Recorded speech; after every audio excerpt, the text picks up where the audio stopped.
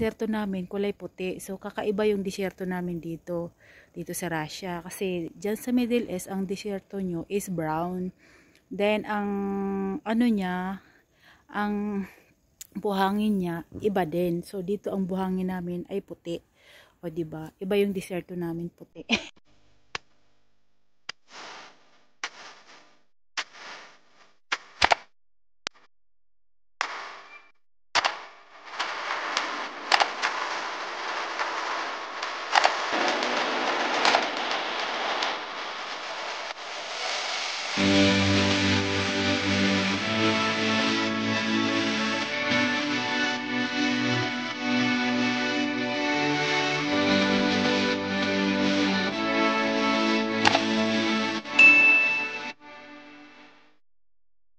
Hi guys, good morning. Ito yung gym. Small gym nila amo. Ayan, may 3 treadmill dito. Tapos meron din dito isa. So magbabakasyon sila ngayong 31 to January 9. So tayo naman magji-gym. Ayan. So dito tayo sa gym. Pwede tayong mag-jogging. Para saan ba yan? Walking. Ayan, biking. O, nandyan na lahat. So, buksan natin ito. Tignan natin sa labas. Ayan, puno na ng snow. Ito yung veranda. Roof ng veranda, guys. So, puno na siya ng snow. Linisin natin yan mamaya. So, ayan yung kapitbahay natin. Hello!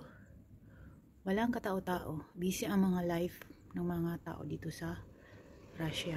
Ayan, ganyang kalamig guys. -19 as of now. Then, tingnan natin yung ibang kapitbahay. Ayun. Hindi na makita. So, malamig. Dito na yung snow. So, pasok na tayo kasi malamig. Mahirap magkasakit. Bawal magkasakit. Dito na lang tayo sa wall. Glass wall. So, ito yung roof ng barbecue. Yan. Tingnan nyo yung roof niya. Parang babagsak na sa kapal ng snow. And then yung isa nating kapitbahay. Ang ganda ng Christmas tree niya. Ang laki na ng Christmas tree niya sa tapat ng bahay niya. Ito naman yung kay amo. Ibang style din na pine tree.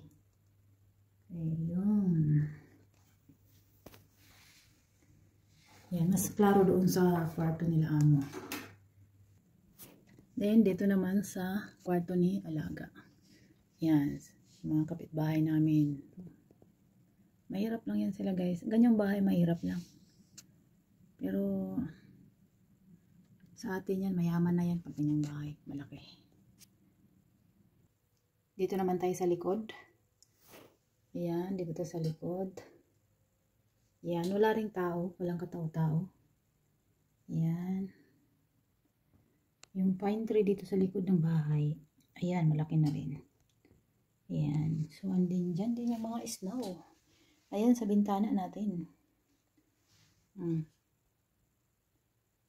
Malamig yan. Pero may heater naman dyan. Ayan, malaki yung heater dito. Yun, hanggang haba ng heater. Then, meron tayong alaga ditong mga orchids. Ayan. Dalawa yung ano niya. Dalawa yung tangkay niya. So, ito yung anak. Hindi ko na siya tinanggal kasi baka ma-stress lang siya. So, ito, may anak din. Ayan. Ito naman, anak din siya. Nakalimutan ko na. Ito ata yung nanay. Ito yung anak. Ayan, marami na siyang anak. Ito rin anak din yan. Ayan. Wala silang bulaklak. Pero may baby yan siya dito sa ilalim. Ayan yung baby niya. Oh. Nagpapalaki pa. So, yan lang guys. Good morning. And Sabado na bukas. Ayan. Malapit na ang Pasko.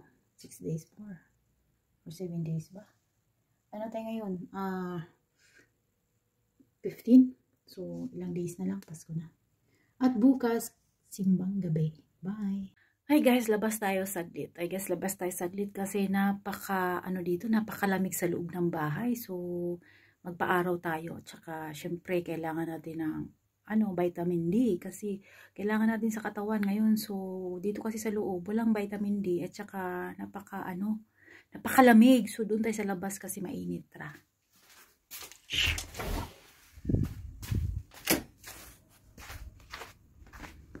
Yan, dito tayo kasi mainit. Dito tayo, magpainit tayo dito kasi doon sa loob ng bahay napakalamig. So dito tayo kasi mainit ngayon. So kailangan natin ng vitamin D. So magpa-araw. So ayan. Ayan, kailangan magpa-araw tayo ng mga 2 oras, ganun. So ayan, dito tayo, pasyal-pasyal tayo dito sa dito sa garden kasi ayun, para naman maarawan tayo. Ayan, grabe oh. So guys, shout out sa lahat ng nasa disyerto. Ako rin yung nasa disyerto din ako guys, pero yung disyerto namin kulay puti. So kakaiba yung disyerto namin dito sa Russia kasi diyan sa Middle East ang disyerto nyo is brown.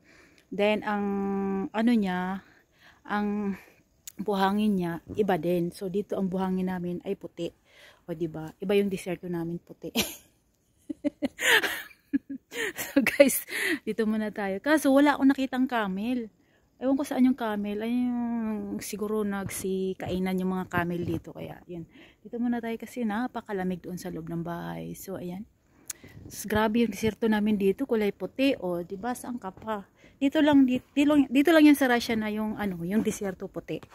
So ayan. Shout out sa lahat ng mga nasa Middle East. Ayan. O diba guys? Napakalamig doon sa loob. So, dito tayo. Yan yung rooftop na yan. Yung roof na yan. Yun yung barbecuehan namin. Tingnan nyo.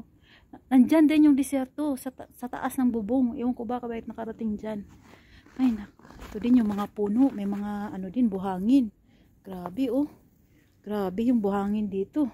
Pati yung puno. Siguro, ipalid din sa hangin ba? Oh, diba? So, yan. Nakita ko sa inyo. Dapat magpa-araw tayo kasi sa loob malamig sa loob. So saan ba tayo pupunta dito? Ikot-ikot talaga muna tayo. Ay grabe guys, tingnan mo ba? Ganda dito sa labas kasi mainit. Ito yung nahanap natin para may vitamin D tayo. Ayan, so ito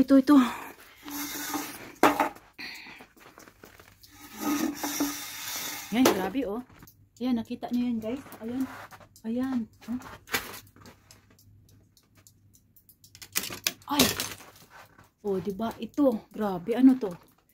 Uy, giyelo oh. Hampas natin. Sino yung paluko-luko dyan? Ihampas natin to sa nila, sa ulo nila. O, diba? Oh, sino kailangan ng dyan? Panglagay sa Red Horse. Ayan. Meron tayong instant na panglagay sa Red Horse. O, ayan. Diba, iusok na to dadri. O. Ganyan lang, guys. So, kailangan nyo ng, pang Red Horse. Punta lang kayo sa gilid ng bahay. Meron doon. So, ayan na. Pasok na tayo. Hi, guys. Good evening or good afternoon o saan man kayong dako ng mundo. So, meron tayong mission ngayon, guys. So, ang mission natin ngayon, ayan. Dumating na si ating Christmas tree. Ayan. Maliit siya ngayong taon na to. Tsaka mahal yan guys. 12,000 yan. Ganyan lang siya kaliit. So, bumili pa si amo ng stand. Bagong stand. Ayan. Siya na nag-decor dyan. Tapos sabi niya, JC, ikaw na lang ang tatapos dyan. So, as usual, ganun naman talaga.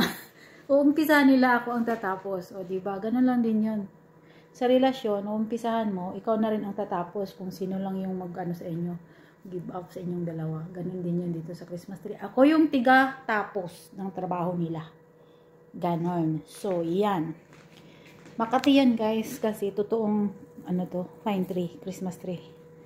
Ayan. Kung alam ko lang pala na bibili sila ng 12,000, ganito kapangit. Tapos tingnan nyo, hindi pa siya pantay. Kumbaga, ito, walang masyadong sanga o branches. Ito okay tong kabilang side. Ito ang pangit. So, hindi siya papasa sa akin. Ang mahal, 12,000 yan. So, kung alam ko lang, namutol na ako dun sa forest. Ayan, char lang. Bawal pala dito magputol ng kahit anong puno. May penalty. Tsaka kailangan ipaalam sa kataas-taasan pag nagputol ka ng isang puno. So, yan. Ang sabi ko kay amo, sabi ko sa kanya, suggest ko, wag na lang lagyan ng ganire. Yan, so, dyan yan, nilagay. Sabi ko, yan na lang, itong pang-iko, tawag dyan, yan, tawag dito. Sabi ko, itabo na lang dyan sa may ano. Kasi meron yan siyang lagayan ng guys, so, yan. Stand talaga siya. At iba ito, plastic to, pero bakal yan doon sa loob. So, nilalagyan yan ng tubig yan, para hindi siya madaling mag-dry yung dahon, tsaka yung puno, ganun sanga, yan. Para pa rin nasa ano siya, fresh pa rin, fresh. So, ang nangyari dito, sabi ko, wag na lang lagyan ng ganyan. Ano na lang, yung decoration na lang, yung pang sabit-sabit, yan na lang, simple lang. Pero, unique, parang ganun. Then, meron pa tayong isang mission. Pakita ko sa inyo. Ito yung isang mission natin. Labas muna tayo dito sa dik, medyo malamig. At wala pa naman akong kahit anong... Ayan. Kita nyo yan guys. Ito, pinasukan na ng snow. At mag-level na rin siya. Yung snow, mag-level na sa sahig. So, nung summer kasi, inano ni sir, binuksan niya yung parang harang na, ito yung parang meron siyang kortina sa labas na, basta may kortina yan sa labas para hindi pasukan ng ulan. So, parang luna. Kung sa atin luna. Ayan, hindi niya man naisara at nakalimutan ko rin sabihin. So, ayan, pumasok yung snow. At meron tayong lilinisin. Itong snow na to ay galing dito sa roof. So, yan. Tatanggalin natin yan. At ang plano ko, doon ako sa roof, doon ako maglilinis sa taas.